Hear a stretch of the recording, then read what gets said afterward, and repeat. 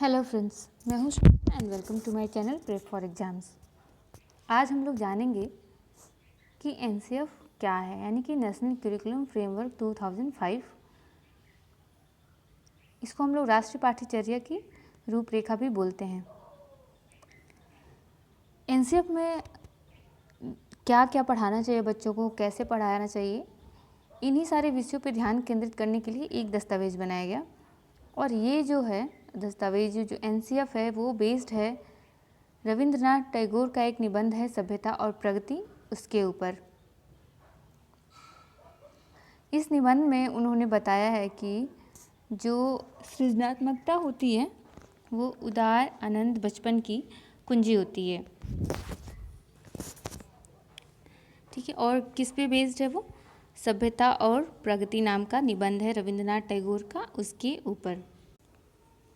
NCF 2005 के 5 मार्गदर्शक सिद्धांत हैं और इसके अनुसार जो ज्ञान होता है, ठीक है, उसको स्कूल के बाहरी जीवन से जोड़ा जाना चाहिए। जो ज्ञान होता है वो सिर्फ स्कूल के चार दीवारी के भीतर ना हो, बल्कि उसको स्कूल के बाहर के जीवन से भी जोड़ा जाए।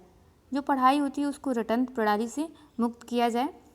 जो पाठ्यचर्या होती है वो सिर्फ पाठ्य पुस्तक केंद्रित न रह जाए, जबकि वो बाल केंद्रित हो, बाल केंद्रित शिक्षा हो। जो कक्ष होता है उसको गतिविधि आधारित किया जाए, गतिविधि से जोड़ा जाए और इसको लचीला बनाया जाए। जो विद्यार्थी होते हैं उनके अंदर जो राष्ट्र मूल्य हैं उनके प्रति आस्था विकसित की जाए और उनके महत्व को जो पाठ्यक्रम होता है उसमें शामिल किया जाए।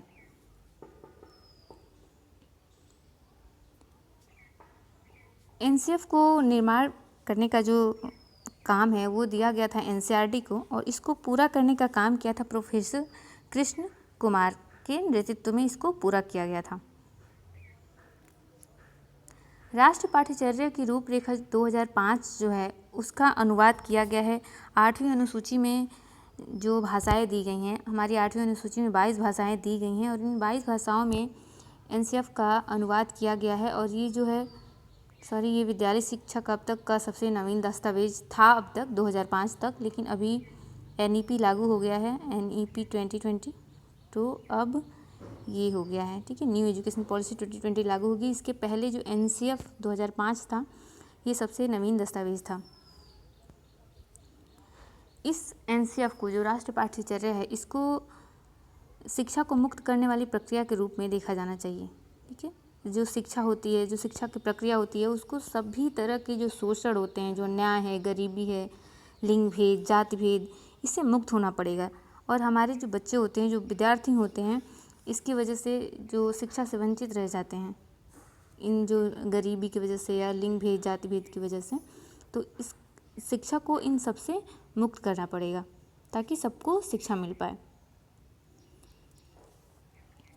ये जो एनसीएफ है उसको तैयार किया गया था मानव संसाधन विकास मंत्रालय की पहल पर, और इसकी अध्यक्षता की थी प्रोफेसर एसपाल ने। ठीक है, प्रोफेसर एसपाल की अध्यक्षता में एनसीएफ का निर्माण किया गया, जिसमें यही बताया गया कि ये ज्ञान केवल किताबी ज्ञान से नहीं बल्कि बाहरी जीवन से जोड़ा जाना चाहिए, रटन प्रणाली से मुक्त हो शिक्षा, पाठ्य पुस्तक पर आधारित ना होकर के बाल केंद्रित हो और राष्ट्रीय मूल्यों के प्रति आस्थावान विद्यार्थियों को तैयार करती हो।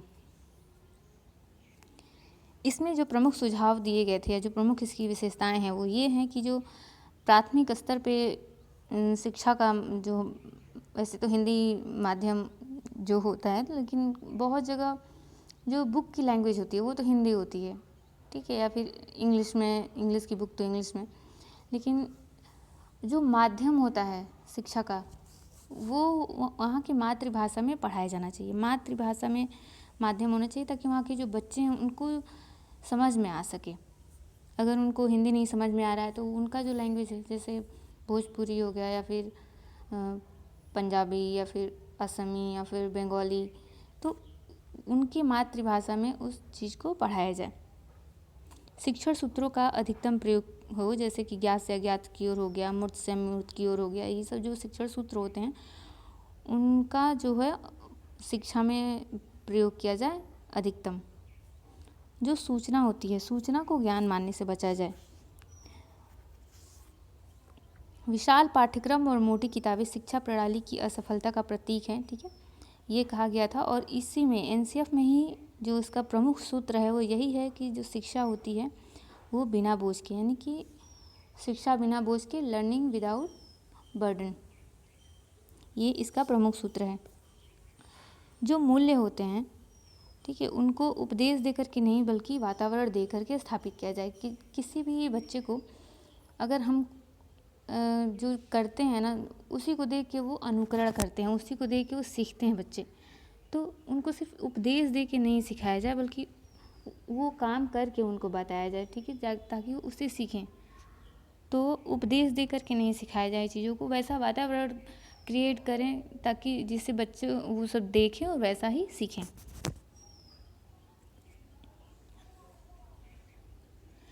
बच्चों को स्कूल से बाहर जीवन से तनाव मुक्त वातावरण प्रदान करना, शिक्षण अधिगम परिस्थितियों में मातृभाषा का प्रयोग, सजा व पुरस्कार की भावना को सीमित रखना, जो समुदाय होता है उसको मानवीय संसाधन के रूप में प्रयुक्त होने का अवसर दिया जाए। जो कल्पना का मौलिक लेखन होता है उसके आधिकारिक अवसर प्रदान किए जाएं।